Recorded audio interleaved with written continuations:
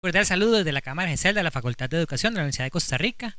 Sean todos bienvenidas, bienvenidos a un nuevo episodio más de este podcast Orientación desde la U, iniciativas de la Cámara GESEL. Hoy me acompaña don José Miranda Chavarría. Un gusto. Gracias, José, por aceptar la invitación. José es orientador, graduado de esta universidad. También tiene una maestría en Project Management y, bueno, tiene más de 8 años de trabajar en educación privada. También has vivido en el extranjero, estuviste un tiempo en Canadá y actualmente coordinas el IB en el International Christian School. ¿Es así, José? Correcto. Sí, esa es parte de mi rol, además de la parte de College Counseling, que le llamamos, que es claro, esta transición a universidades. Que vamos a hablar de eso, vamos a hablar de eso. Exactamente, sí. Muy bien, este episodio lo hemos llamado entonces los aportes que la orientación le puede dar al bachillerato internacional, al modelo bachillerato internacional. Cuéntanos un poco, Josué, primero que todo, ¿qué es esto del bachillerato internacional y qué diferencias tiene respecto al bachillerato tradicional de Costa Rica? Bueno, yo creo que lo primero que es importante mencionar es el valor de la estandarización de la educación. Ok. Y yo creo que esto es mucho del esfuerzo que vemos con las pruebas PISA, etcétera. Okay. IB es un modelo que en realidad nace en Europa y que se ha ido extendiendo alrededor del mundo. Son cientos y cientos de colegios que hay alrededor del mundo.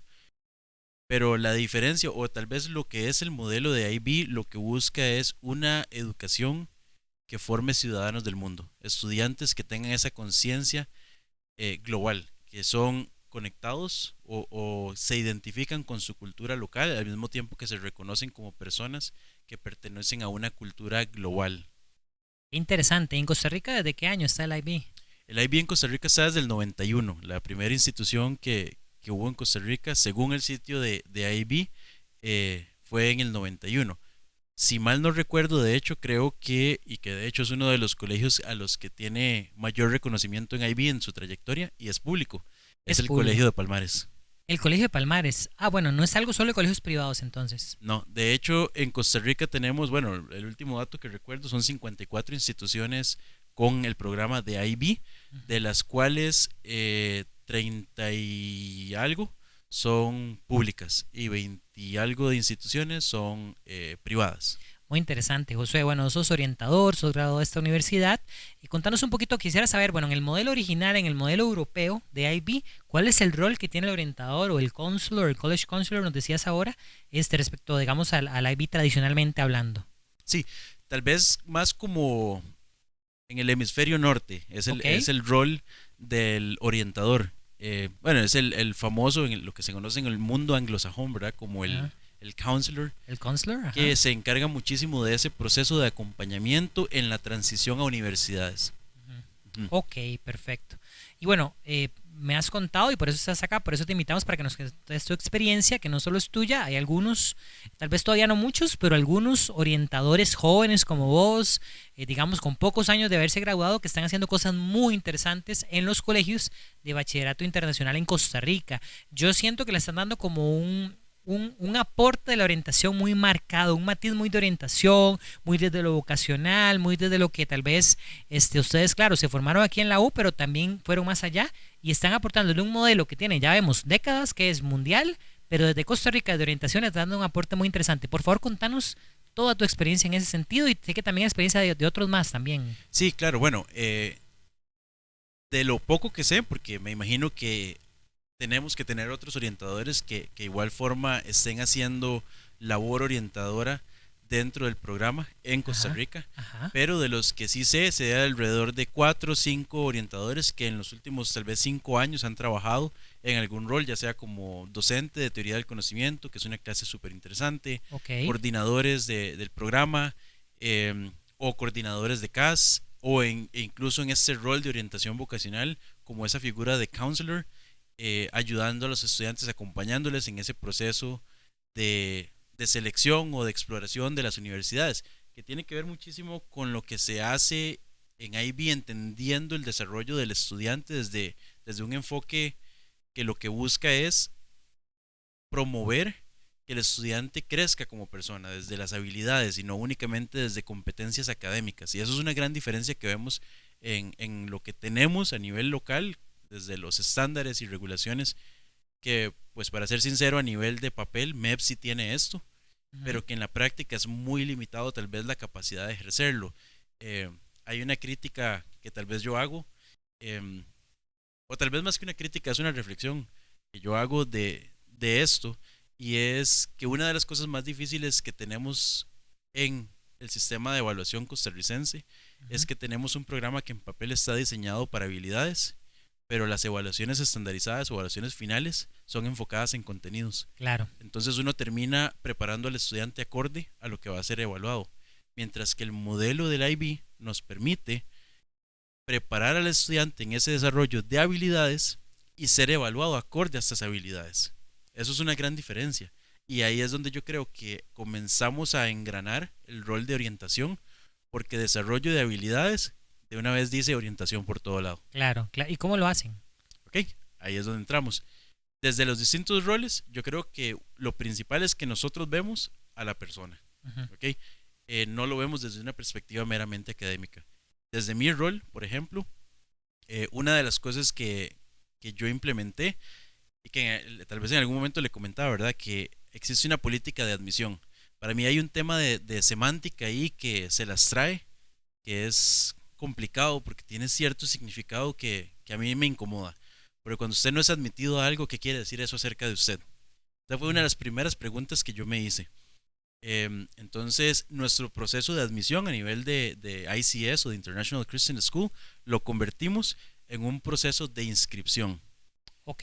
Eso fue uno de los primeros cambios, que obviamente esa narrativa cuesta tiempo que se interiorice, Ujú. pero darle la oportunidad al estudiante de inscribirse versus aplicar para ser admitido tiene una connotación distinta.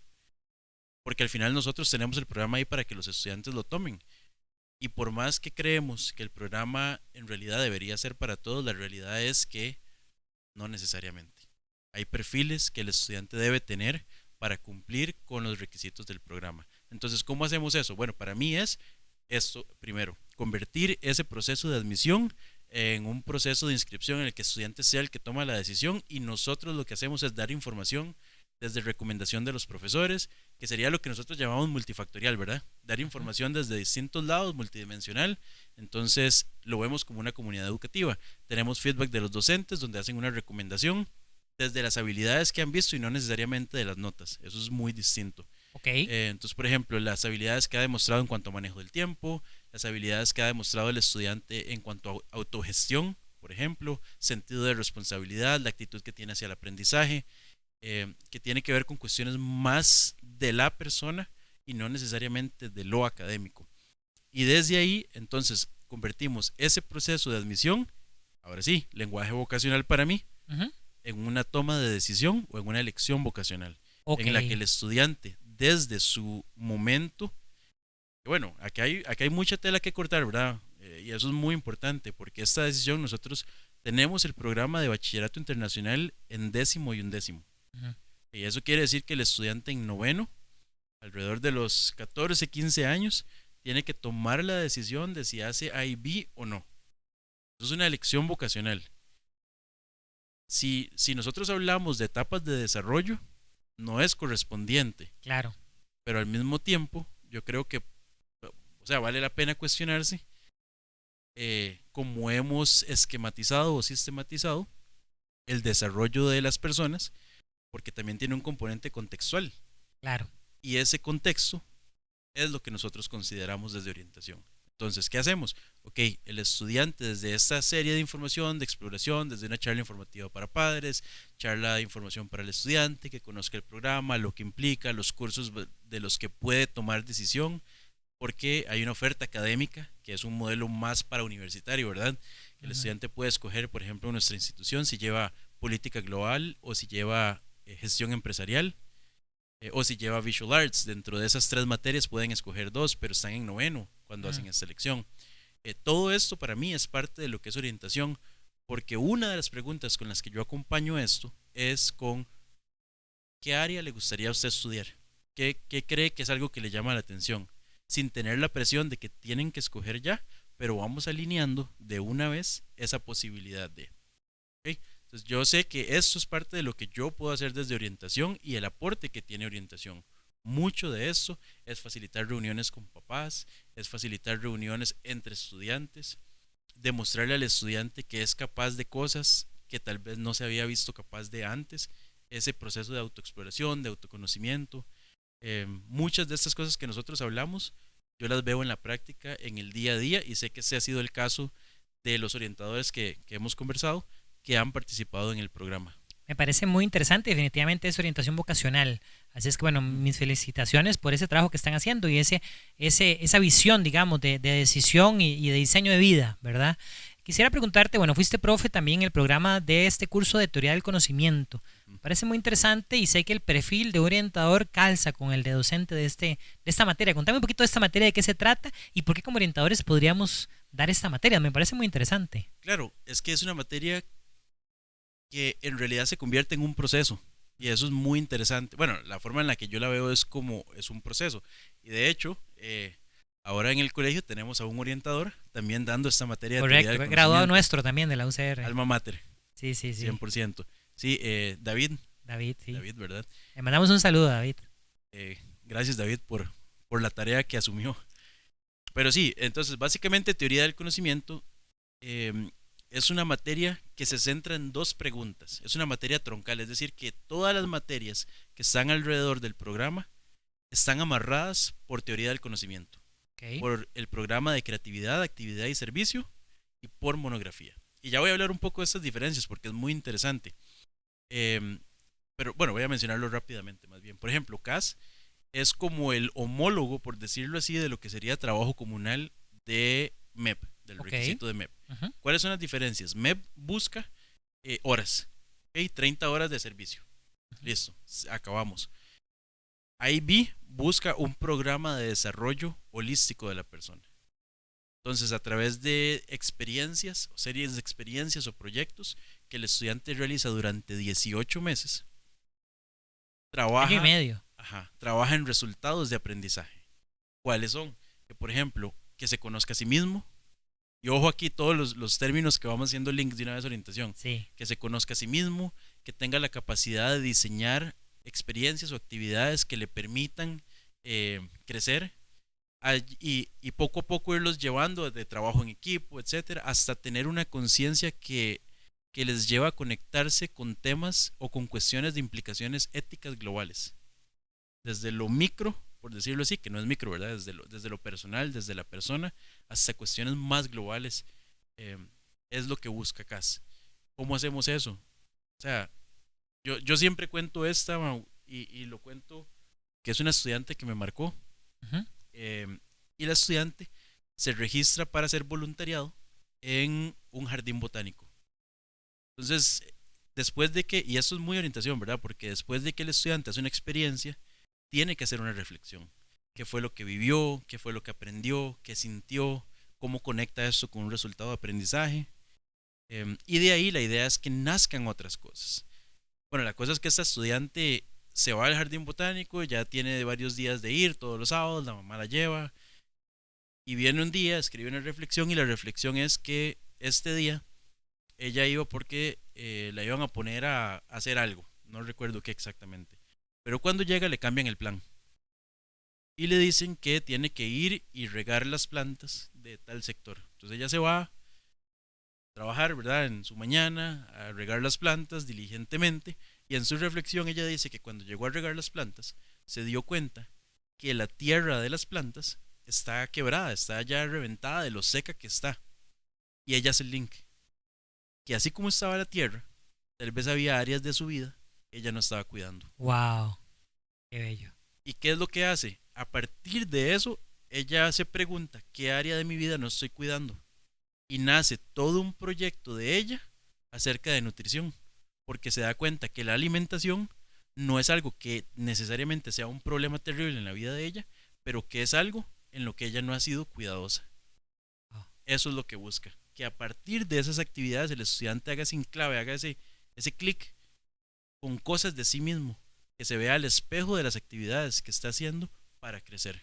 Me parece primero muy claro el aporte que de orientación podemos dar, ¿verdad? Con esos procesos de reflexión personal, con esos procesos de autoanálisis, con esos procesos de visión más allá y sobre todo muy acorde con los corrientes actuales, por ejemplo, el Life Design, ¿verdad? Que sabes que es Claro. una que yo trabajo mucho, porque claro, le estamos dando en este caso a la estudiante la oportunidad de hacer actividades exploratorias vocacionales que le permite no solamente el tema de la botánica, sino conocerse a sí mismo, explorarse, ¿verdad? Y luego le estamos dando la oportunidad en esta reflexión de que trabaje su narrativa, es una reflexión narrativa, donde la estudiante se narra a sí misma y logre llegar a esas metáforas que ella misma resignifica de cara a su futuro. Entonces me parece muy acorde con las nuevas tendencias de orientación, de verdad que me parece súper interesante. Bueno, y de hecho le cuento que parte de lo que hemos hecho, tengo un proyecto ahí todavía como en cocimiento lento porque me va a llevar tiempo lograr solidificarlo o lograr consolidarlo. Adelantanos algo ahí, lo que puedas y Pero, quieras. pero básicamente es convertir el desarrollo de CAS, porque cada colegio tiene la libertad de adecuarlo a sus necesidades. Recordanos CAS, ¿qué significa? Creatividad, actividad y servicio. Creatividad, actividad y Ajá. servicio, muy bien. Que ese es equivalente al voluntariado, por Ok, decirlo ok, así. ok. Entonces el proyecto es El proyecto es cómo convertimos CAS en un proceso de exploración vocacional. bellísimo. Ahí está. Entonces, ok, el estudiante tiene que hacer cuestiones de creatividad, cuestiones de actividad que se refiere más o menos a actividad física y de servicio. Ujú. Y esto nace también de esas preguntas que yo les decía que voy haciendo. Y ahorita nos devolvemos a teoría del conocimiento para responderle esa pregunta, Bien, bien, bien. pero es que esto se las trae. ¿Qué es lo que sucede? Tengo una generación en este momento de 17, 18 estudiantes, 17 estudiantes. Cuando yo hago la pregunta para ir mapeando, ¿verdad? Porque yo desde ahí también tengo que ir perfilando hacia qué universidad me voy conectando, Ujú. a qué universidad voy trayendo, qué tipo de carrera tengo que ir explorando más. Y de los 17 estudiantes que tengo registrados en el programa, tengo 15 que tienen un perfil STEM. Ok. ¿Okay? Entonces, ciencias, tecnología, matemáticas, ingeniería. 17 estudiantes, 15 tienen la intención de irse hacia ese lado. A mí desde el lado de orientación, de una vez eso me dice, yo no puedo pensar este proceso únicamente en a cuál universidad va a ir. Hay un dato por ahí que leí en algún momento y no recuerdo la fuente en este momento, pero decía que en Latinoamérica el índice de deserción universitaria durante el primer año o después del primer año, ya sea porque abandonan la U por completo o porque abandonaron la carrera que iniciaron, está entre un 50 y 70% Ujú. dependiendo del país. Y eso a me, me hace pensar muchísimo. Uno cada dos. Exactamente. Entonces, si tengo estudiantes que van hacia un perfil de una carrera que de paso, si van hacia una universidad privada, pues es más cara. Claro. Y si van hacia otro tipo de universidad, de igual forma el rigor académico es alto. Yo necesito asegurarme de que los estudiantes han recibido la suficiente información Ujú. para tomar una decisión de este tipo. Y yo te interrumpo ahí, ¿hasta qué punto hay presión, verdad? Presión del contexto, porque lo que oyen en las noticias, lo que ven en redes sociales, lo que probablemente les dicen las personas influyentes es estudia una carrera STEAM porque son las carreras del futuro. Y eso muy entre comillas, ¿verdad? Porque el futuro nadie lo conoce. Pero la presión es fuerte, ¿no? Para estudiar STEM hoy en día. Sí, claro, nosotros trabajamos con 30% de población asiática, Ok. China. Ajá. Y la presión se ejerce de distintas formas. O sea, una conversación que yo tengo que tener con las familias chinas es que Estados Unidos no es la única opción. Claro. En especial pensando en el contexto sociopolítico que se está viviendo en este momento. Sin duda. Eh, y que hay otras opciones. Hablar con los papás de rankings, por ejemplo, de universidades y demás, porque ellos a veces están dispuestos a pagar cualquier monto en una universidad porque es de Estados Unidos antes que pagar un monto menor en una mejor universidad. Claro. Entonces, todo esto de tener un perfil de estudiantes así, tener esta situación con estas familias y el programa de CAS a mí me hace reflexionar y decir, bueno, ¿cómo hago yo para que esto realmente sea ese proceso? Que el estudiante no esté tal vez inconscientemente o a nivel subconsciente con toda la presión de que eso es lo que yo tengo que estudiar porque uno, ahí está el dinero, o dos, esto es lo que mi familia quiere, o desde el contexto educativo o socioeducativo en el que estoy, la comunidad educativa, Eso es lo que se tenemos espera de mí. estudiantes, tenemos estudiantes que vienen de familias de abogados, o Sí, sí, tenemos es lo que se estudiantes espera de vienen mí, exacto. exactamente de doctores. Entonces, ese estatus, por un lado. Entonces, si el estudiante después de un proceso exploratorio, que esa es la intención, dice, bueno, yo quiero medicina de entrada, por ejemplo, pero lo llevamos a una actividad en la que tiene que ver sangre y el estudiante no lo logra, No, ¿qué proceso vocacional es más efectivo que esto? correcto, sin duda. O sea, es esa terapia de choque que Ajá, me dice inmediatamente, sí, me interesa, pero que algo me interese no quiere decir que lo tengo que ejercer, así porque es. inmediatamente veo una realidad que me confronta con mis valores, con mi interés real, con mis habilidades, incluso con mi capacidad de tolerar ciertas cosas o no. O sea, hay personas que dicen yo quiero ingeniería y dicen ingeniería industrial, qué sé yo, pero tal vez no se ven, o dicen quiero trabajo de oficina, qué sé yo, pero no se ven todo el día sentados de 8 a 5. Exacto. Ese tipo de conversación es el que yo intento tener con los Que es donde estudiantes. viene el tema de la complejidad de la decisión, ¿verdad? Y los Ujú. multifactores que hay que tomar en cuenta para una decisión tan importante como la elección de carrera en este caso, ¿verdad? O qué hacer después del cole. Y entonces teoría del conocimiento, dijiste que volvías al curso. Teoría del conocimiento, ok. Al mismo tiempo que hacemos esto, ¿verdad? De CAS, estamos dando teoría del conocimiento y estamos trabajando en una monografía. Monografía es un Vendría siendo proceso, como una tesina, ¿no? Que es llamamos una en la tesina, es UCR. un proceso de investigación de 4000 palabras Ok, en la que el estudiante escoge su tema, escoge sí, la materia, su supervisor, etcétera, muy bien. básicamente. ¿Ok? Un acercamiento a la investigación muy acorde con la edad. Correcto, correcto. Muy riguroso, de Ujú, paso, pero ujú, sí. Mientras que teoría del conocimiento es una clase que tiene fundamentos muy epistemológicos, pero ok, que no es una clase de epistemología, ¿ok? ujú, No es filosofía. Teoría del conocimiento es una clase que se fundamenta en dos preguntas esenciales, que se desarrollan a través de 2 años. Las dos preguntas son, uno, ¿qué significa saber algo? ¿qué significa saber algo? Cuando yo digo, yo sé eso, ok, ¿qué significa saber esto? Por ejemplo, yo digo, yo sé cocinar, ok, ahí tal vez estamos hablando de un conocimiento más práctico, pero cuando nosotros decimos, yo sé que el universo es infinito o finito, ¿qué significa aseverar eso, hacer ese tipo de afirmación? ¿Qué significa para nosotros realmente conocer lo que está detrás de esa afirmación? Es una pregunta que por eso se lleva los 2 años del programa desarrollándola. Interesantísimo. Y la segunda pregunta es, ¿cómo construimos conocimiento? ¿Cómo construimos conocimiento? Una pregunta muy epistemológica. Correcto. Entonces, al mismo tiempo que estoy preguntándome qué significa saber algo, me estoy preguntando seguidamente y cómo construyo ese conocimiento. Ujú, La naturaleza de esta materia no es que el estudiante aprenda cosas nuevas, sino que reflexione de las que ya sabe. ujú. Y en eso, orientación es esencial, porque nuevamente se convierte en una narrativa y se convierte en una discusión muy de la experiencia. Yo digo, a mí no me gustan los debates, porque los debates invitan a confrontar. A mí me gustan las discusiones, porque las discusiones invitan a compartir Y argumentar. y argumentar. Y teoría del conocimiento, de hecho, como evaluación final, tiene un ensayo de 1600 palabras argumentativo. Y es sumamente interesante ver estudiantes de 16 años intentando argumentar cómo se construye el conocimiento o qué significa saber algo desde una pregunta dada, que les dan 6 preguntas, pero que por ejemplo, eh, te menciono una que en algún año salió que era para, para observar, lo único que hay que hacer es detenerse a ver, Mm, hey, hasta qué punto está el estudiante de acuerdo con esto o no. Ese es el tipo de reflexión. Entonces, cuando hablamos de habilidades, por ejemplo, claramente aquí estamos haciendo un enlace a pensamiento crítico, sin duda. a resolución de problemas, a la comunicación.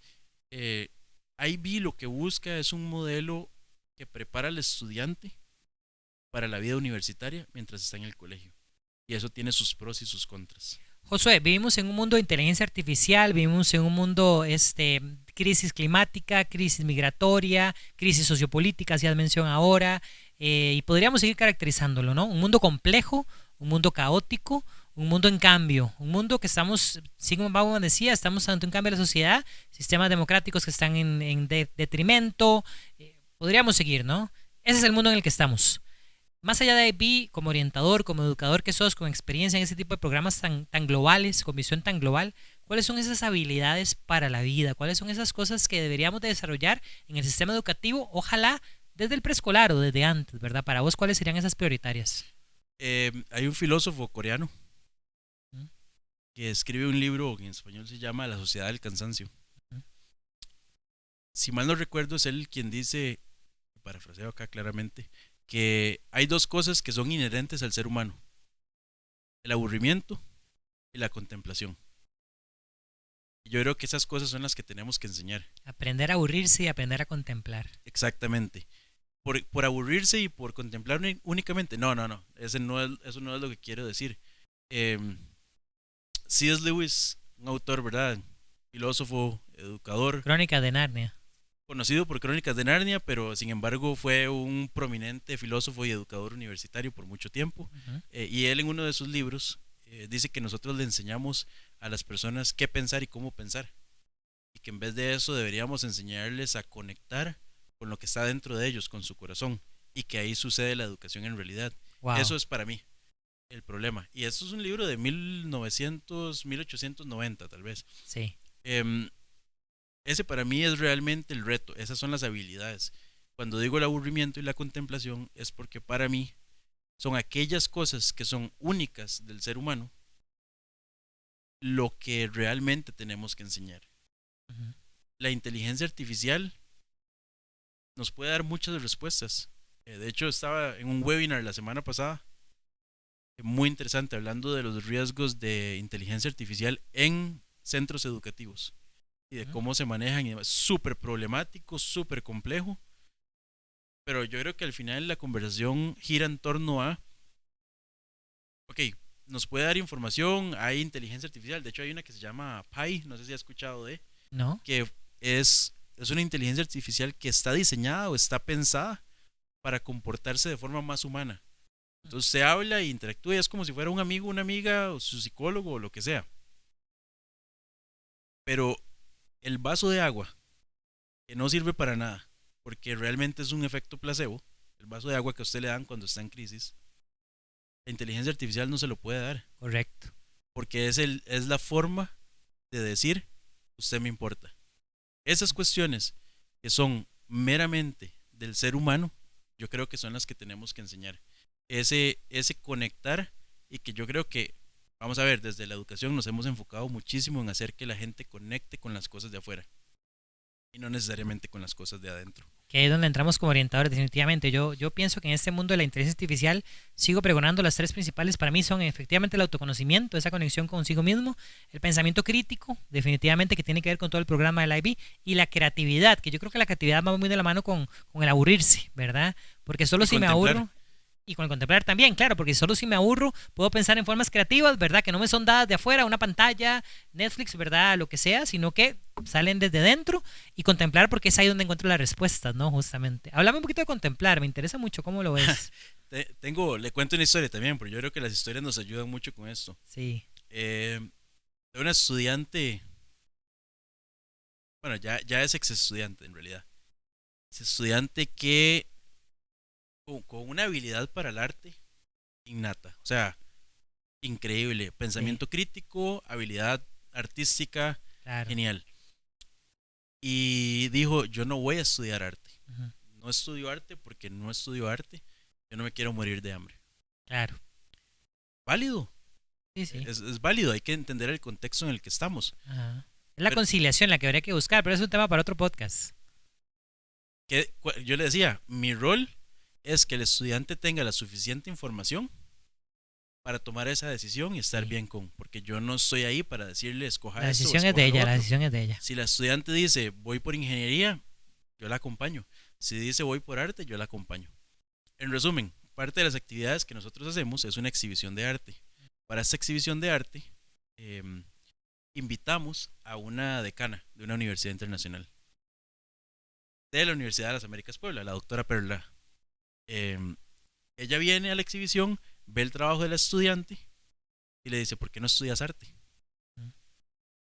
Y comienzan las conversaciones y de hecho ahora en agosto la estudiante inició estudiando artes en la Universidad de las Américas Puebla con una beca muy significativa, porque fue en ese momento, a través de esa exploración, que tener ese feedback de una persona externa le hizo clic, llevó la conversación a su familia y la conversación de la familia fue: estudia lo que quieras, Wow. te vamos a apoyar, pero realmente tenés el talento. Qué maravilla, cómo podemos desde la orientación marcar vida, definitivamente. Mira, José, nos está ganando el tiempo. Quisiera preguntarte, ya para ir terminando, ok, soy estudiante de orientación, tú hace poco estabas aquí en estas aulas de esta facultad, y bueno, te estoy escuchando IB, que hay colegas que están abriendo camino, gracias por abrir camino para los nuevos colegas que están en formación, y quiero entrar a ese mundo. Bueno, ok, el título de orientación, muy bien, claro, pero ¿qué más? ¿Qué más le recomendarías? O quizás el otro perfil, soy un orientador, estoy recién graduado, estoy trabajando como orientador donde quieras, pero quiero buscar algo diferente, y esto de IB me suena, pero con este enfoque de orientación. Bueno, ¿qué recomendaciones darías a estas personas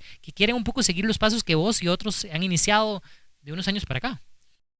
Eh, bueno, lo primero es, hay que ser autodidacta. Eso es Sí. sumamente importante. Eh, yo digo que cualquier persona que entra al mundo de IB se da cuenta de que tiene que reaprender aquellas cosas que había visto en la U. Eso es muy importante. Hay que tener ese perfil de ser una persona que disfruta aprender, Muy porque bien, nos cambian la guía cada 5 años de todas las materias, por ejemplo, ok, y vamos de cero. Eso es un cambio gigantesco. Inglés definitivo, es esencial, más que todo porque muchos de los colegios que están en Costa Rica con IB tienen inglés como una lengua del día a día. claro, E incluso a nivel de MEP, inglés es una lengua. Y las lenguas oficiales del IB son español, inglés y francés. ok, Entonces es importante que dentro de esas tres lenguas el estudiante tenga pues manejo ya de dos, de tres, idealmente. Tres sería el ideal. claro, Y eh, entender que esto no es, como por decirlo así, lo único que existe, pero es algo que está creciendo. Iniciamos en Costa Rica en el 91 con el programa Diploma. Después se ha implementado en otros colegios el programa de los años intermedios, que ya no solo es los últimos 2 años del colegio, sino sexto, séptimo, octavo. ¿Ok? Y ahora tenemos el PYP o el programa de los años de primaria. ah, ok, Entonces quiere decir que IB es un modelo de escuela hasta salir del colegio, y ujú, de hecho creo que en este momento ya hay 2 o 3 colegios en Costa Rica como mínimo que tienen el continuum de IB, que es desde primero hasta salir del colegio, y hay otros que están en proceso de acreditación para el continuum. Entonces esto está sucediendo, esto es hacia donde vamos. sí, sí, Prepárense antes de, ojalá que si van a hacer práctica, eh, hay colegios públicos donde pueden hacerla que tienen IB. Sería súper interesante porque de hecho muchos de los que hacen este rol de consejero o de orientador para esa transición a las universidades no necesariamente son de orientadores formación, y de es donde formación. evidentemente tenemos un mercado laboral que podemos aprovechar. José, vos sos hijo de la educación pública, estudiaste en escuela pública, 100%, colegio público, universidad pública. Y todo trabajas público. todo público y trabajas ahora con esta perspectiva global, con esta perspectiva mundial. Pero eso es para decir sí se puede, ¿verdad? Yo creo que muchas veces nos ponemos muchas limitantes. Ah, es que tal vez Josué, no, no, sos hijo de la educación pública y estás en este trabajo tan interesante. Ya para terminar, la última pregunta que te haría es, ok, como hijo de la educación pública, ¿qué te dio la educación pública? Sea en el MEP, pero sobre todo en la UCR, ¿verdad? En la carrera de orientación que estudiaste, que te graduaste, ¿qué te dio la carrera o qué te dio el MEP, qué te dio la educación pública que te permite tener esta visión de mundo y educar ahora? Y me estabas contando orientales, ¿verdad? Chinos, tenés extranjeros, o sea, es intercultural. Sos educador intercultural en la práctica, ¿no? ¿Qué te dio la educación pública para lograr estar ahí? Dolores de cabeza. Bueno, bueno, a todos, definitivo. No, En no. eso somos expertos. Sí, sí, y lo digo de una buena forma. Vamos a ver, yo crecí completamente, sí, escuela pública, em, con muchos alumnos en una misma clase, ¿verdad? Reconociendo que, y no porque sea culpa del docente necesariamente, es la realidad. En un aula de más de 30 personas, usted es un número, usted no es un nombre. Es muy difícil personalizar la educación. Y esa fue la realidad, ¿verdad? Yo creo que esas cosas le enseñan a uno la importancia de ser alguien y no necesariamente de ser nada más uno más. Em, de igual forma, yo creo que la Universidad de Costa Rica principalmente a mí me dio la oportunidad de tener bases muy sólidas em, a nivel teórico y oportunidades, en realidad oportunidades. Creo que hay cosas que nosotros a veces menospreciamos y aclaro que la carrera no es perfecta Por y que hay supuesto. muchas cosas que nosotros no vemos en la carrera y que son necesidades de la realidad, del contexto que estamos teniendo en este momento. Josué, que pasa en todas las carreras de la universidad, eso es Exactamente, normal. eso es exactamente a donde voy. Sin embargo, las habilidades, por decirlo así, que engloban o que acompañan ese proceso de formación, son habilidades que si nosotros realmente las aprovechamos, son muy transferibles a lo que está sucediendo en nuestra realidad. Y sí es cierto, todas las carreras van a tener deficiencias, eso es inevitable. Pero esa preparación, esa conciencia, que al final yo creo que es uno de los grandes diferenciadores que tenemos en la educación pública y especialmente en la UCR, es que esa conciencia que se genera en el estudiante es esta visión en las humanidades nos permite eventualmente atender a las humanidades y no ver, porque la orientación la podríamos ver únicamente desde un modelo muy neoliberal, Correcto, fácilmente, correcto, muy claro, mercantilista, sin duda. muy técnico, muy limitado únicamente a la educación dual, digamos, empleabilidad, pero ese no es Correcto, nuestro enfoque es hacia la persona. sí. Ujú. Definitivamente palabras muy sabias y muy necesarias en momentos donde la educación pública está tan cuestionada, tan señalada, y podríamos decir que también está en crisis, pero definitivamente pues son experiencias como la tuya, como la de tantos otros, como la mía también, que nos hace pensar la educación pública sí tiene presente y algo que decir al respecto. Muchas gracias, Josué, fue muy interesante esta conversación. Un gusto, Mau. Bueno, seguimos entonces en este podcast. Si quieren dudas, comentarios, nos pueden escribir y bueno, esperamos los próximos capítulos. Un gusto, pura vida.